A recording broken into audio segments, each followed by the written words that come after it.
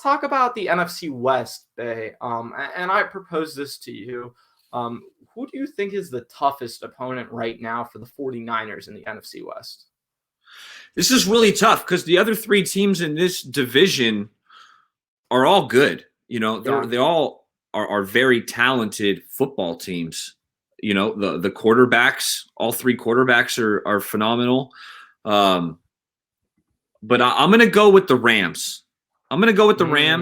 And that's because I do think Stafford does bring a new element that Jared Goff doesn't, and it's kind of that grittiness. Stafford's got that grit to him where I'm looking around, and like I said, any one of these teams could potentially win this division. But I'm looking at the Rams with Aaron Donald. Aaron Donald's, I mean, he's a phenomenal player. So right off the bat, I'm leaning Rams. Mm-hmm. The only reason I wouldn't put the Rams on my list, Bay, is because they lost all their depth this offseason. I mean, really, that Cam Akers hit to me, that's going to impact the Rams hugely. Shout out to Cam Akers. You hate to see that kind of stuff in the NFL.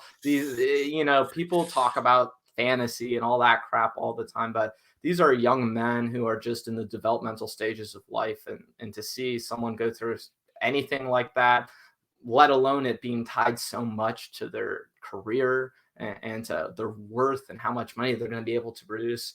You just hate to see anything like that. But I think the Rams are a very formidable opponent, but they're spending 25% of their cap on Matthew Stafford and Jared Goff right now. And they had to let go of guys like John Johnson and a lot of their other secondary pieces because of the money that they're paying Matthew Stafford and Jared Goff. So I struggle with just saying the Rams, even though I agree with a lot of your points that Matthew Stafford to me is a huge upgrade from Jared Goff. It's going to make a huge difference. But even within that, with their team, if they get one injury here or there to a key spot, I think the Rams are one injury away from maybe even, I don't want to say missing the playoffs, but very much underperforming from what people expect from them, because right now they're considered one of the 3-4 best teams in the NFC, not just the NFC West.